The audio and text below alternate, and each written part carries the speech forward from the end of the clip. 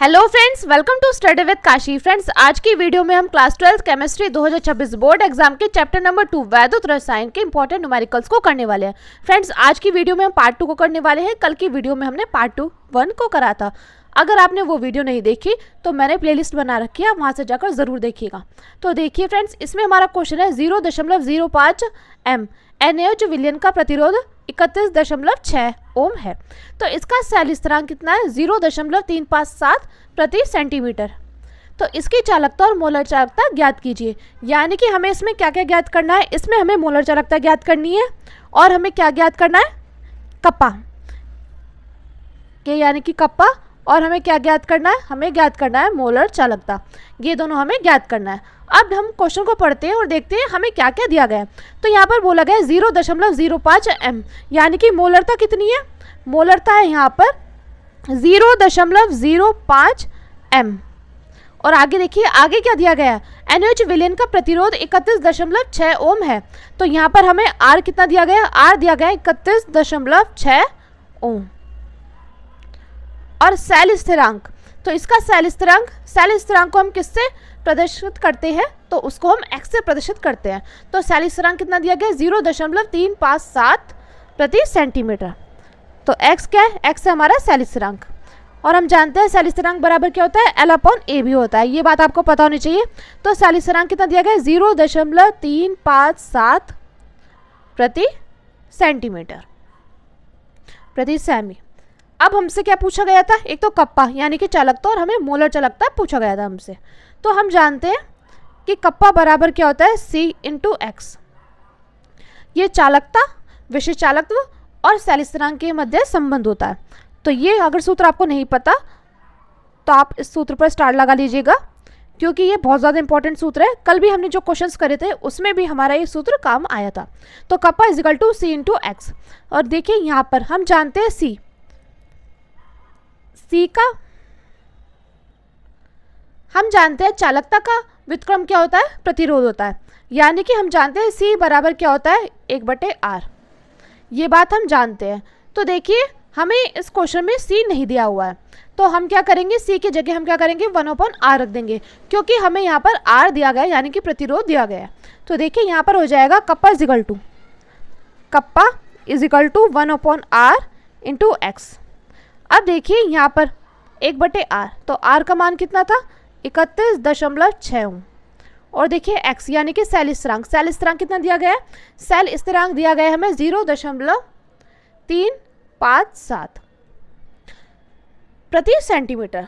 अब जब हम इसको इससे काटेंगे तो कितनी बार में जाएगा? तो ये जाएगा हमारा 0.0113। यानी कि जो हमारा चालकता कितनी निकल कर आ जाएगी? चालकता हमारी निकल कर आ गई है कप्पा = 0.0113 साइमन प्रति सेंटीमीटर।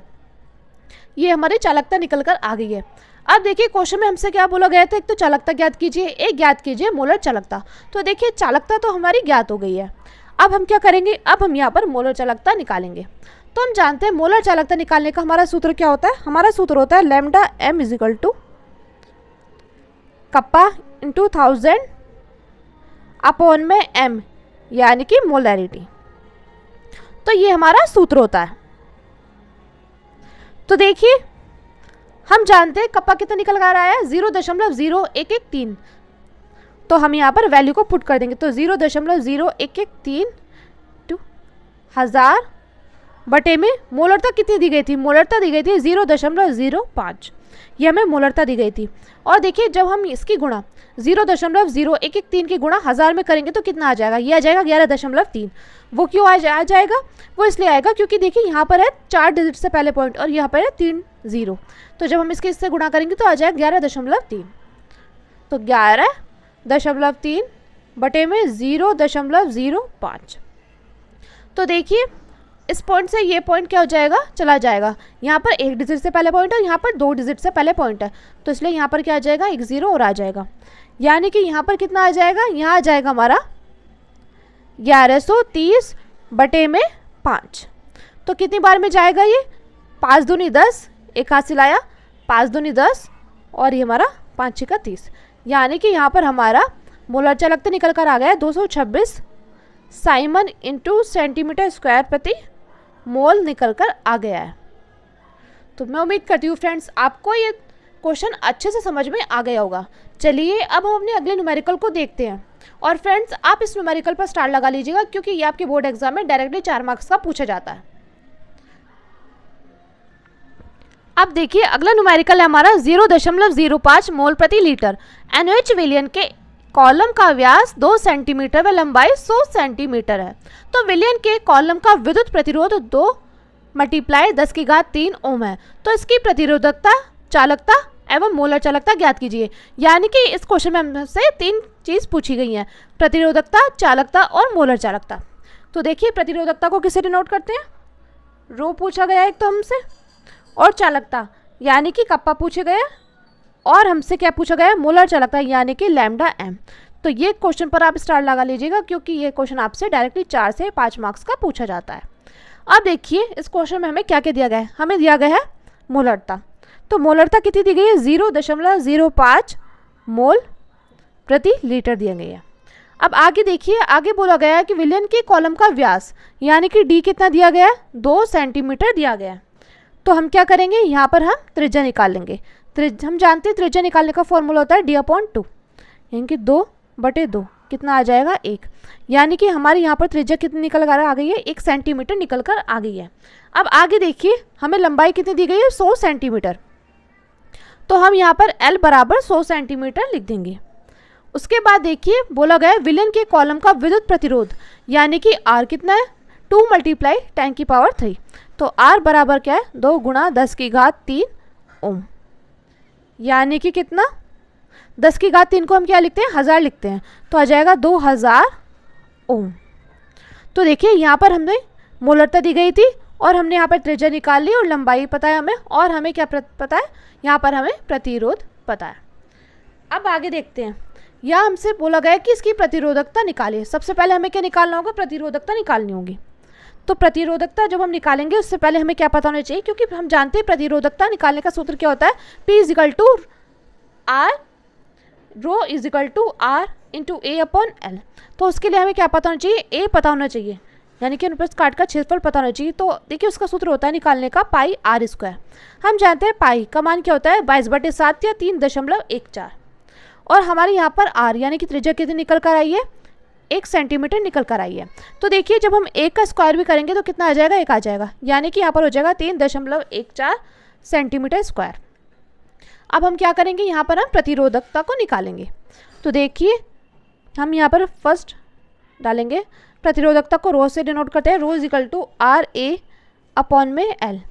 तो देखिए R कितना था, R था हमारा 2000। बात करें A की कितना है, 3.14, और बात करें हम L की, तो L कितना है हमारा, L हमारा 100 सेंटीमीटर। तो देखिए ये से कितनी बार में जाएगा, ये जाएगा 2 0 से 2 0 कैंसिल। अब 20 की गुणा 3.14 में करेंगे तो कितना आ जाएगा, ये आ जाएगा हमारा 62.80 साइमन × सेंटीमीटर निकल कर आ जाएगा। तो यानी कि हमारी प्रतिरोधकता कितनी निकल कर आ गई है, 62.80। क्योंकि देखिए 3 दूनी 6, 2 एकम 2, 4 दूनी 8, और 2 0 से पहले पॉइंट था तो यहाँ पर आ गया 62.80 साइमन × सेंटीमीटर।